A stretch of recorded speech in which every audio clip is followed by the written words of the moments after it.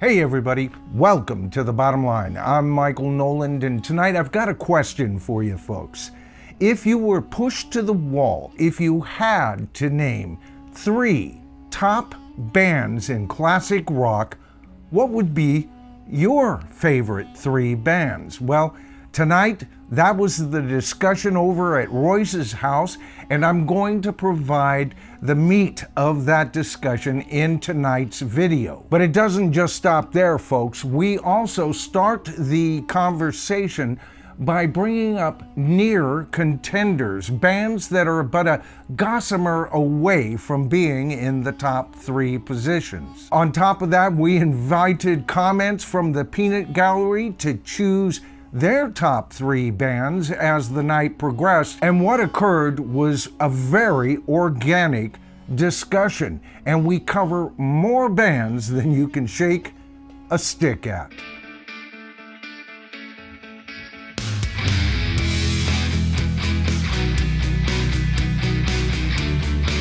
Well, you know, how about the Who? Who doesn't love the damn Who? What an iconic rock band. I mean, Yeah. I've always had Who music, always loved listening to the Who. What else, Michael? What were some of your favorites over the years? Not necessarily your top 3 ranking, but No. As a matter of fact, Royce, before we all got on, the panel was kind of discussing how we'd approach this tonight, folks. And I told those folks, and there's people who are watching out there that are part of the tribe, they know I have this fictional Mount Rock Olympus of all bands. And so when we get to the end tonight for those folks, they probably aren't going to be surprised by my top 3. Right. However, for those aficionados of my channel, and actually go over to my channel page, not only do I have that list of bands, but I have what I call my list of Mount Rock Olympus demigod bands. These are the next 13 bands that are godlike. They are rock gods still. They're right there. They're right there. They missed the Mount Rock Olympus list by a gossamer, folks. And here's some of them. I'll read a few of them that are on here. And folks, if I read anything that one of these bands and they're your favorite, I tell you, every one of these bands are holy to me. All right. And I wouldn't mind them being number 1 on anybody's list. Here they are: Black Sabbath, Chicago, or as I like to call them, the Chicago Transit Authority, the Doobie Brothers, Alice in Chains, Alice Cooper. All right, you know how much I love Alice Cooper. I love Alice Cooper too. And he just misses the top 13. Metallica's on this list. The Who, Royce. Right. So, as you know, I'm a big Who fan. I've seen them at probably their most notorious concert, so I was blessed there. And I've never even talked about what it took to be there, and what I should do a whole video about that night. That was the night Keith Moon passed out, and a member of the audience took his place and did a fantastic job. I mean, step in for Keith Moon and do a great job is crazy. Right. I think that Who's Next is their masterpiece. I know that's too easy for some folks. I love Live It Leads. It would be in my top 5 of all live albums. I have that. I think I have Who's Next as well. Yeah. I like a lot of Pete Townshend's solo projects, and especially he put out a double LP in the early 80s with all of his demos, and quite a few of them were for the Lighthouse, whatever it was called. What Who's Next was supposed to be. Right. Well, I've had Meaty, Beaty, Big and Bouncy as far back as I can remember. I don't even remember. And I think Quadrophenia is a masterpiece, but I get bored as tears with Tommy. I knew you were going to say I don't get Tommy. Now, that doesn't mean Tommy doesn't have pieces on it. Some of the greatest Who songs are on Tommy. But as a whole, it reminds me of The Wall by Pink Floyd. The masterpieces on The Wall are worth the peruse. If you had to listen to the whole album to get to the masterpieces, it's worth the listen. They're not horrible songs, but there is a lot of meandering on both Tommy and The Wall. So, Right. but either one of these bands could be on that list, Royce. I mean, what about Grand Funk Railroad, Paul McCartney and Wings, Grand Funk Railroad, Electric Light Orchestra, Uriah Heep, U2, the Allman Brothers, Clap 2. Clap 2, I just demoted down to my demigod. You know, it used to be number 13. But I looked at the Moody Blues. Right. And the Moody Blues took them because the Moody Blues started, in my opinion, what Clap 2 took beyond, and maybe even perfected beyond the Moody Blues. A few of the other bands, were the first. Yeah, no, I hear you, brother. Yeah, so they were the first. All of those bands, folks, consider that. Chris, name some bands that come to your head, man. Well, just looking through my CD collection earlier, that some of the bands that I have the most CDs of that we haven't mentioned yet would be Van Halen. I have everything they put out. See? Fantastic Tragically band. Hip. Stevie Ray Vaughan. Stevie Ray Vaughan is amazing. Thank you. Yeah, but for a band tonight, we just have to call them Double Trouble. Isn't that it? Stevie Ray Vaughan and Double Trouble. That's my favorite version of anything Stevie Ray Vaughan did. Texas Flood's great. Flood's great. I got a ton of Stevie Ray is a master guitarist. Oh, God, or was. Rest in peace. I think his smallest string was a 13. Yeah. The first 3 albums from Rainbow, I love that version of the band. Yeah. Okay. There you go. Metallica, I don't know. AC/DC. I love Metallica too. Yeah. AC/DC. Yeah. Especially I think I have about 5 copies of Back in Black. Yeah. I love that band. And see, that just tells you. I've mentioned that I have 26 top bands in rock and roll, and AC/DC is not on the list, and yet guess what? AC/DC is one of my favorite bands in rock and roll. Yeah. So, you know what I mean? Like I said, to get on a list, and, you know, we'll probably get a comment tonight. You can't list these guys. You know, I don't believe in listing favorites. You know, and I'm sorry, I just have the sickness, brother, if you're out there, or sister. You know, I rate everything in my head. Inside my head lives Spock. I don't know. Well, that does not compute. That band belongs over here. That member negates that band. You know, that's just the way my brain works, you know.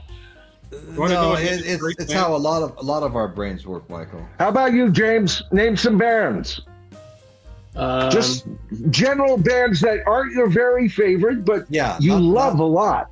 Right. Well, I do like Motorhead a lot. Okay, there you go. Great band. Awesome. Anybody else? That was my first jump into heavy metal when Patrick the Vinyl Archivist got me into that group. Right. Because I liked when I heard the Ace of Spades for the first time, I was like, wow, I love this song. This is so cool. So what set them apart from heavy metal you heard before that you kind of eschewed from or stayed away from, and that all of a sudden grabbed you? What was it different about them that all of a sudden made them a tasty morsel?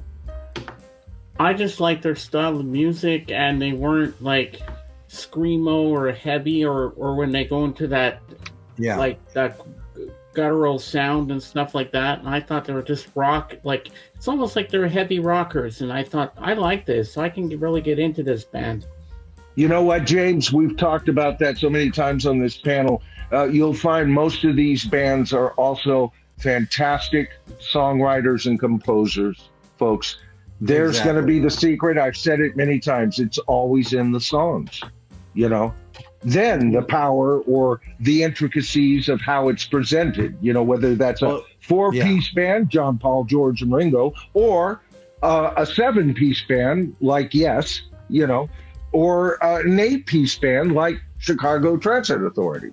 You know, there's no definitive lineup or stage setup that defines rock and roll. Rock and roll is a blues-based, conscious art form, therefore makes a statement and should leave that to the imagination, and it's all built in a song. Right. Other bands that I love, the Beach Boys. I love the Beach Boys. I don't listen to them as often as some of the other ones I've already mentioned, but once I take them out, say to the car or CD, it stays out there for a long time. I mean, the Beach Boys are absolutely top notch. Kimberly and I have been listening to the Beach Boys album you sent us. Oh, good. On vinyl, Royce. Loved it.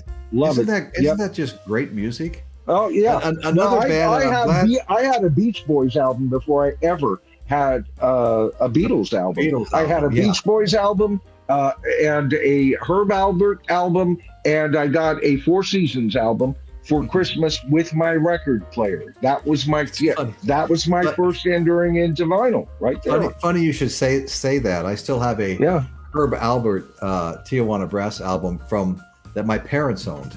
Another band for me is The Doors.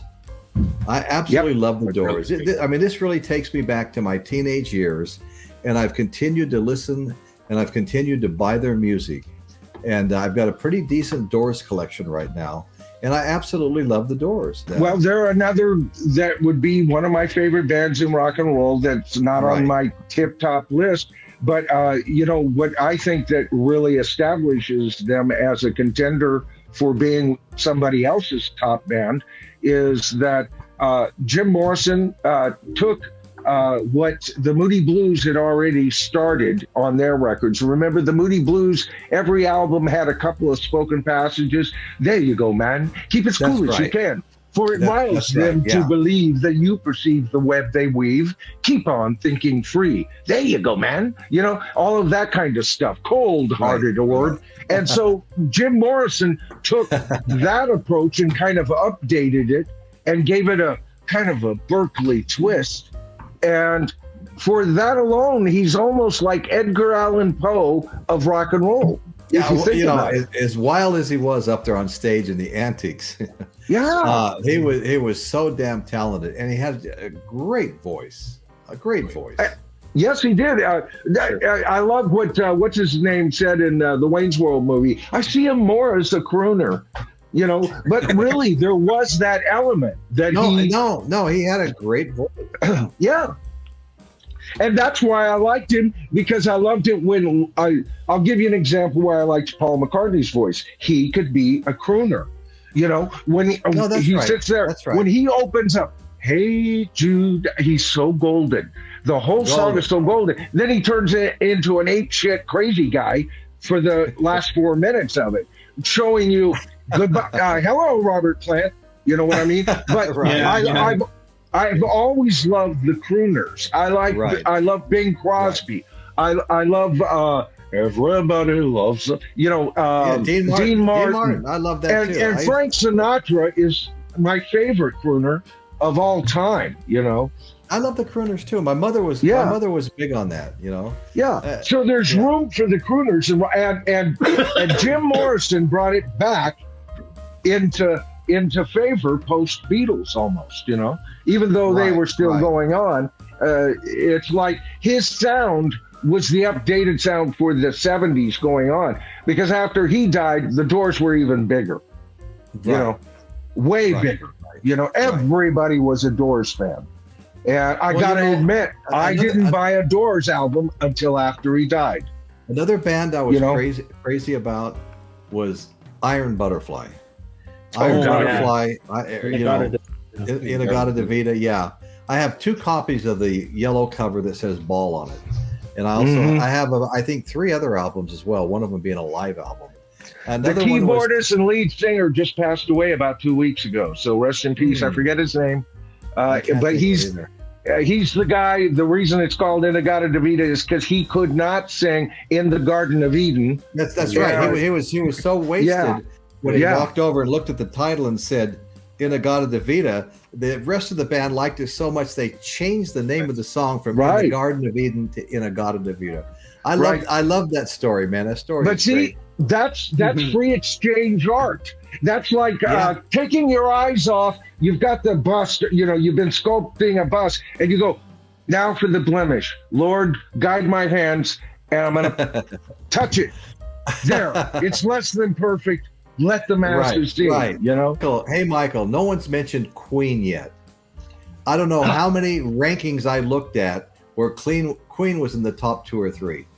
Yeah. You know, and ranking after ranking, Queen popped up.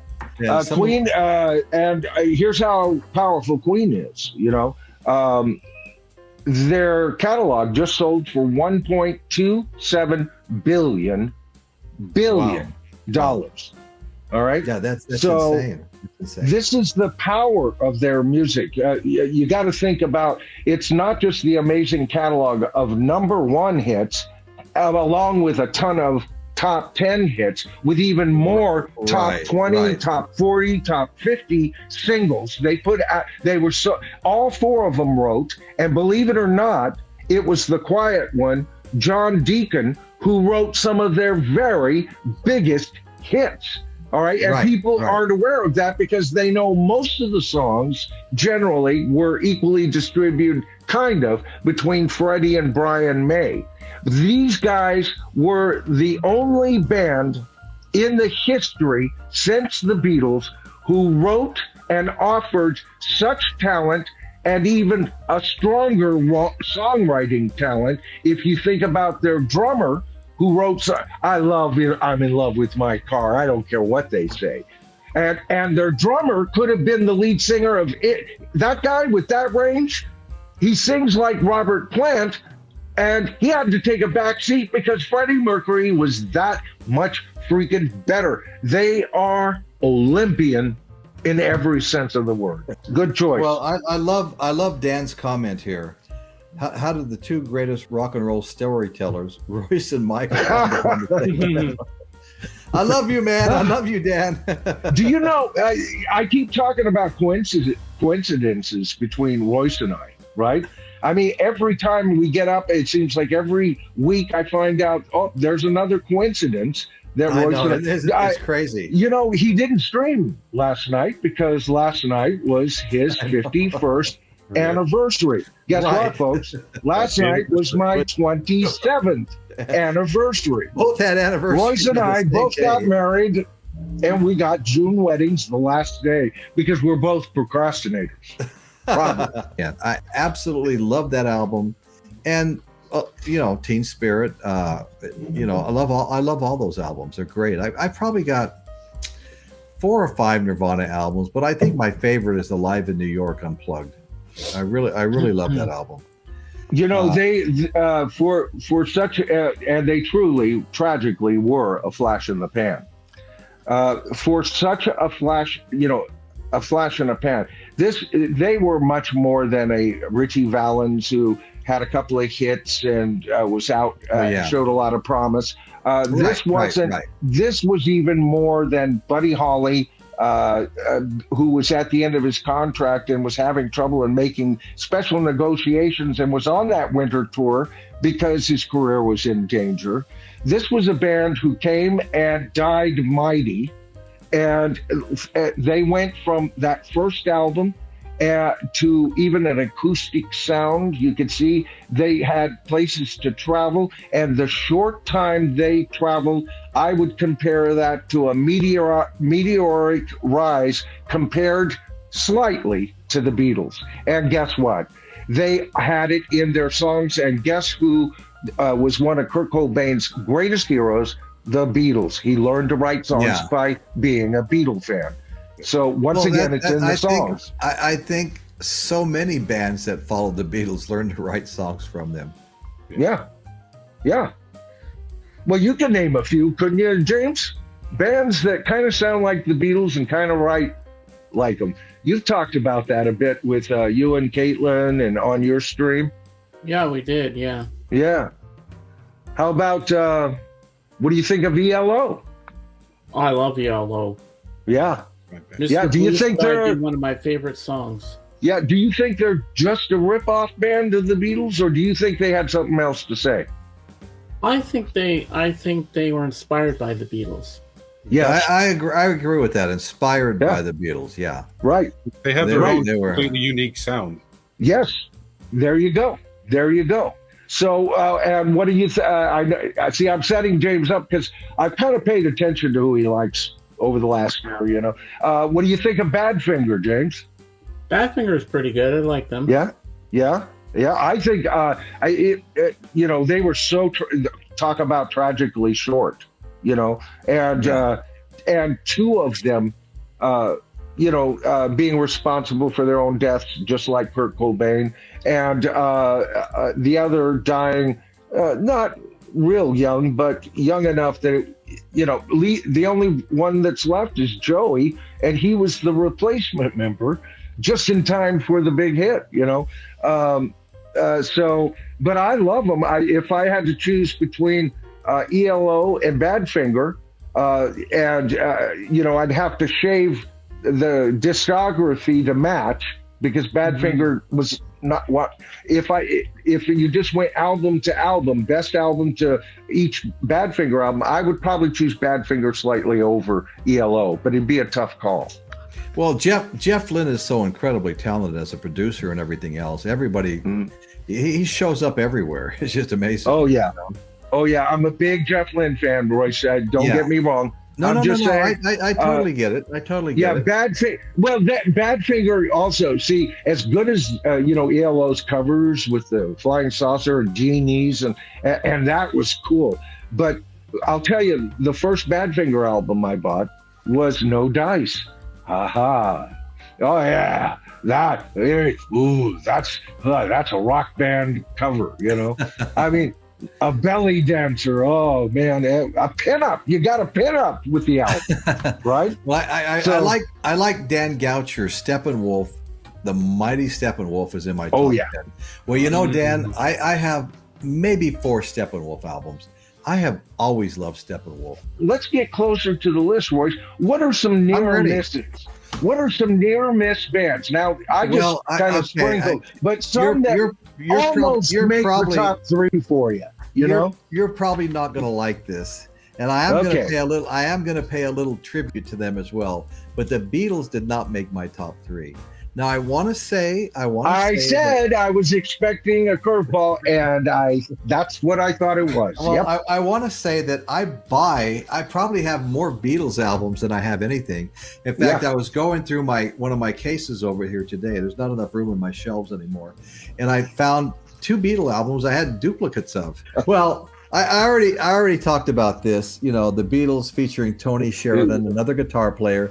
They played on his solo stuff, and he came in and played with them on their, during their shows in Germany and stuff. Circa 1960. I think it was actually issued in 1970. I just got this. It was $12. I listened to it just right before the show, and I tell you what, I absolutely love this album. Michael, you said you already had it. Well, I bought it the year it came out as well, Royce, and I love it because of what it is. The panel heard me talking about this before the show too, because you were showing us that. And what I love about it is it's got the only Harrison and Lennon song or cut ever written by the 2 of them only, and that's "Cry for a Shadow." It's an instrumental. Yeah, it's got. I believe it has "My Bonnie," and it also has "Ain't She Sweet" on there with Lennon, and the rest of it's kind of Tony Sheridan as lead vocalist. As a matter of fact, that album came out originally as Tony Sheridan and the Beat Brothers. Beat Brothers, yeah. He kind of brought them in. Think it's a great album. I really enjoyed listening to it. There was a couple of great songs that were, Elvis's voice was impersonated, and those are fantastic as far as I'm concerned. Yeah. I want to thank Groovy Lisa. We've been joined by Groovy Lisa. Hey Lisa. And of course, I saw your here for a while. Yeah, I think I made a comment on your stream, Lisa, last night. I think I'm trying to make a little tribute here to the Beatles, because I have to say that. Let me say this, okay? If you bury them in the dust. If I did my top 3 6 months or a year from now, it may be a little different. It just depends on what you're listening to the most of at the time. But here's another one. This is the Beatles live recordings in Hamburg, Germany. Okay. Right.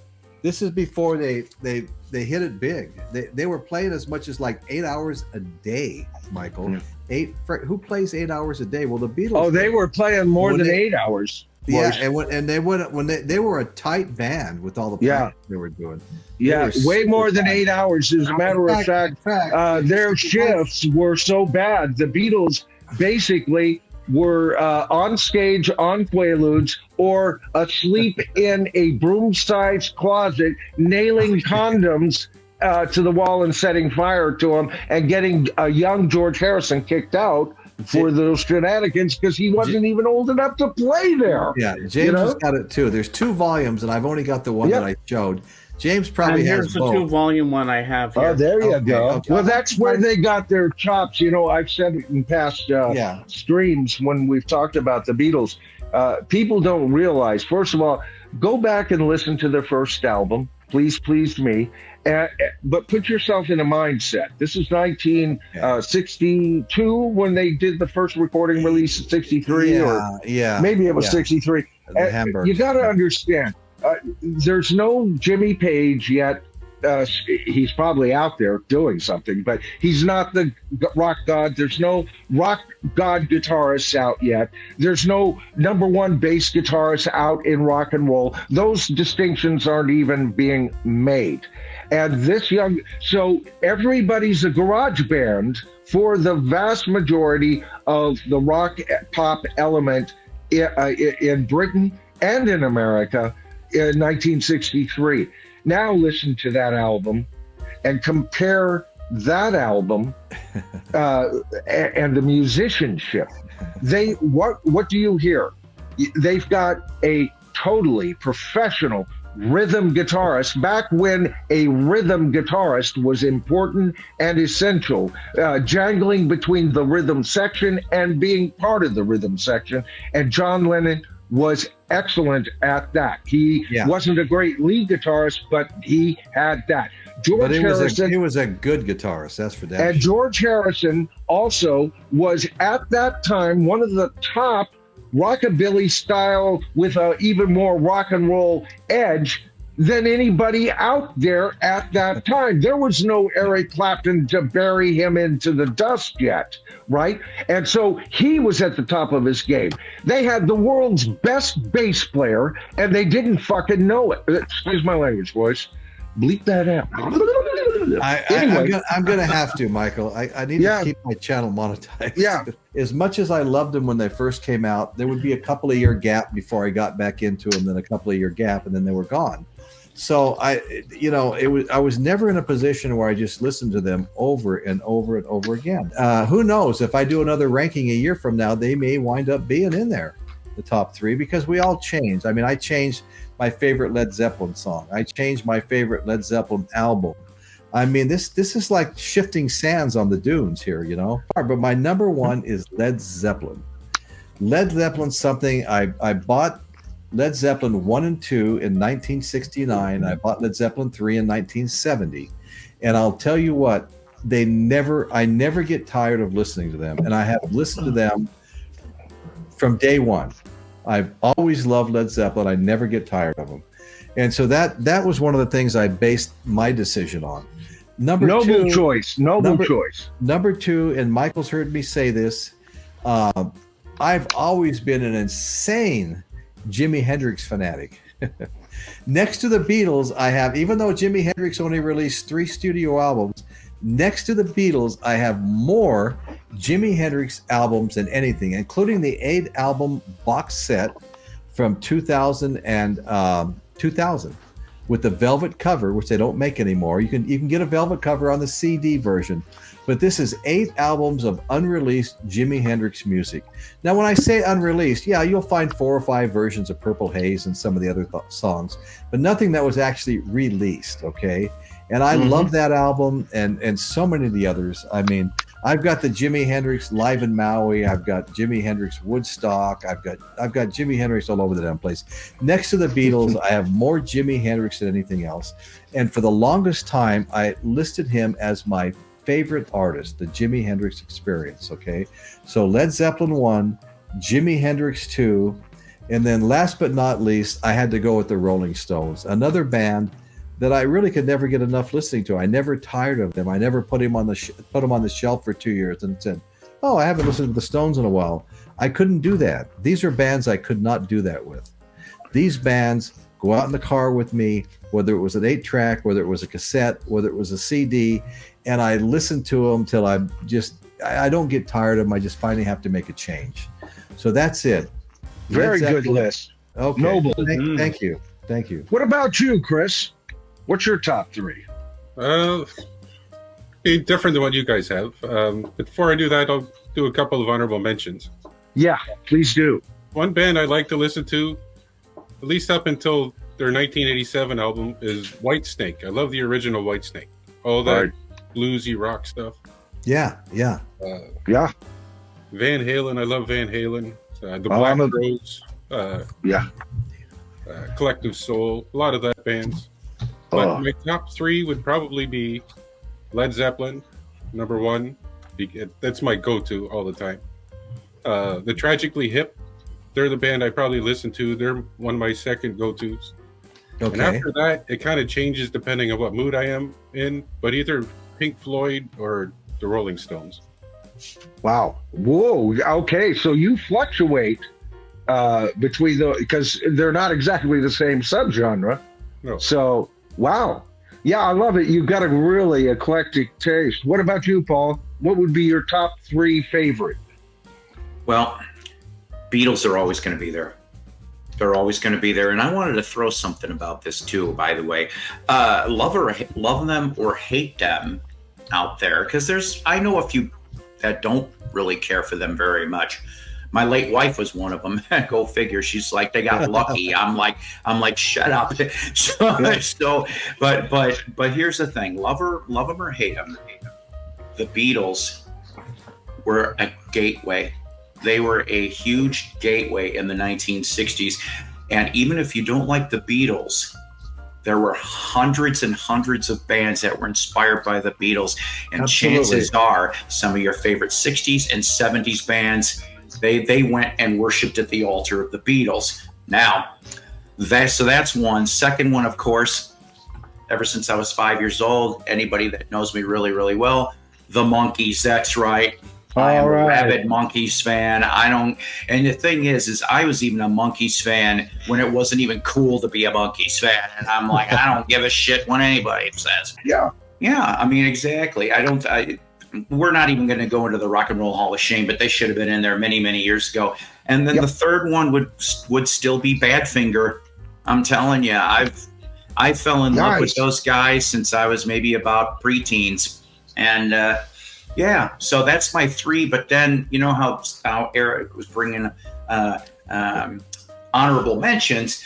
I would probably say it, and it changes month to month. But I almost have to go with what was put into the list. But Nectar and Sparks currently are in my top 5. Yeah. I tripped on Kimono My House, and I'm just like, oh hell, this is so good. And then I just kept going forward with the catalog. Oh well, I think we're down to James now, and then I'll bring up the rear with mine. But James, do you have any near mentions, or do you just want to go into your top 3? I'm going to go into my top 3. Well, the first one's a no-brainer because I'm wearing the shirt. Beatles. There you go. Number 1 in my books, because when I was 16, that's when I really got into them, and Sgt. Pepper just blew my mind at that age. Love Sgt. Pepper, yeah. And they got me through high school because I was bullied a lot in high school, and I would come home, I'd have a good cry, I'd put on the Beatles, and I just felt like I was part of the band. Yeah. Now, my second band, this band, when I first heard Break On Through to the Other Side, I was hooked. The Doors. There you go. Yep. You can't go wrong with the Doors. The Doors are just a... No, I love the Doors. I agree. Jim Morrison, when it's like you said before, Michael, about Paul McCartney being a crooner. He's a crooner when he sings the Crystal Ship. Mm-hmm. I mean, that song, when I was drunk for the very first time, I was in my friend's back seat, and that was playing. I sat back like this, closed my eyes, and I just got lost in that piece of music. And I was like, wow. Yeah. And now my third band, Paul McCartney and Wings. I have every Wings album. Wow. All right. Interesting. Well, I'm not going to argue too much because Paul McCartney and Wings is in that My Demigod, the second 13 greatest bands in rock. I think it's a disservice to dismiss Wings as just part of Paul McCartney's solo career. I know a Paul McCartney solo album and I know a Wings album, and they are two different thumbprints. Totally. And whether that was because he allowed more say-so with the band, or that Denny Lane being the key person, because he did a lot of the writing with Paul that doesn't get, its full due. Ideas. He was an idea man. And then just, I've seen them live. I was right up next to Paul. 1976 with the classic lineup, and I saw him, and it's like I just sat there and he sang Yesterday for me, and you look at the hits, and I can guarantee you they were as loud as Led Zeppelin. Paul McCartney concerts are freaking loud. He's rock and roll, and so James, that's a great list. I think that's good. Yeah, that is and good. I love look at that movie they put out in cinemas, but I wasn't old enough to go then. But I've seen it on TV, the Rock Show. Yeah. And part of that was actually, most of it was filmed in Seattle, but some of those scenes were filmed at the show I was at. So I always look for me there. And there's a couple of guys that could, but I can't. Not quite. I don't think I'm that handsome. I just got to ask. I got to ask the panel one quick question. Michael Chavez, Osmond Brothers, Doors, Cream, Jimi Hendrix, Eric, man after my own heart. Yeah. REM, great band. Great band. After the you know what, Royce? I was going to say, I guess it's my turn. I'll just. There's a couple of bands that are near misses for me. All right. Okay, Yes. Okay. The greatest prog band to ever exist on planet Earth, in my opinion. And Queen. We talked about Queen and how I think they are the heir apparent to the Beatles in their songwriting makeup, their ability to do hits, their ability to move forward on albums, and their ability to write a freaking song. All four of them, great songwriters, right? So there's a near miss.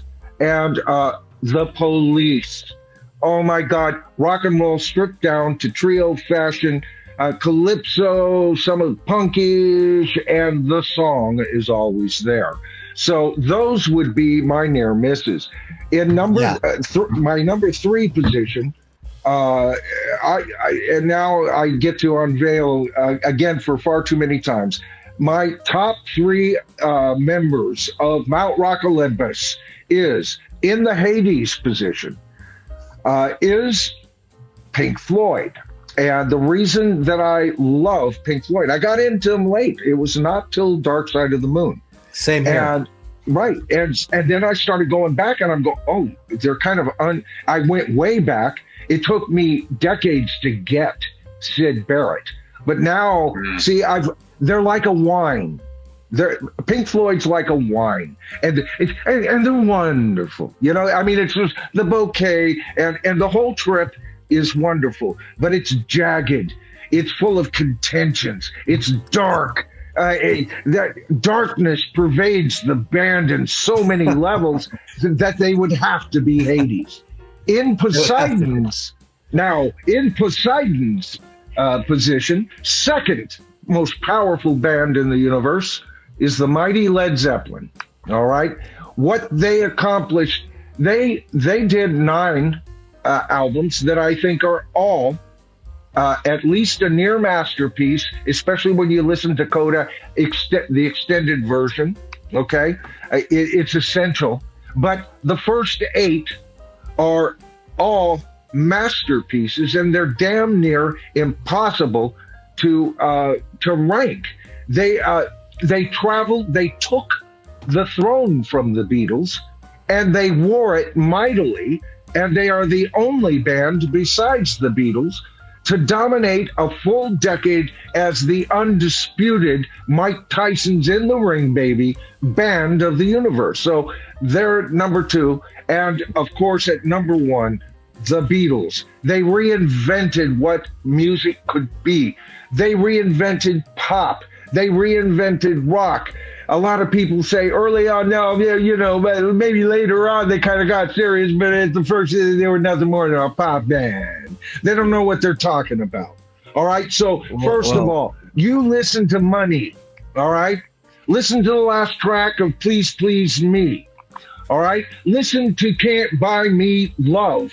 That on their 3rd freaking album. That song is so freaking blues, rock and roll, and it's got power and sting. Don't tell me they weren't a rock band. They were just the greatest rock band that also was a pop entity. But not only that, they were artists and they learned to carve. There was a word that nobody at any Beatle recording session was allowed to say, and that was no.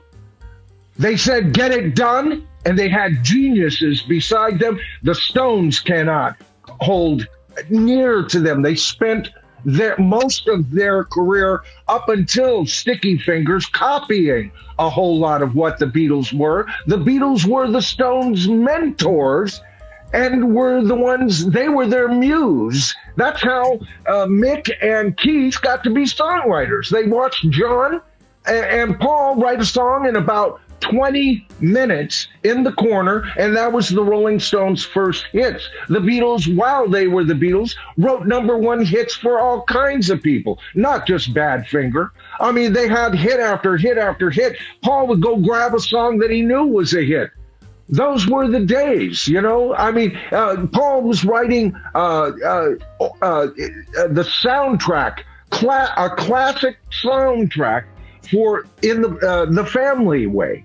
All right. I mean, these guys were artists with every freaking palette color you could possibly, and every brush you need, and they carved music like that. Nobody can stand to them. End of diatribe.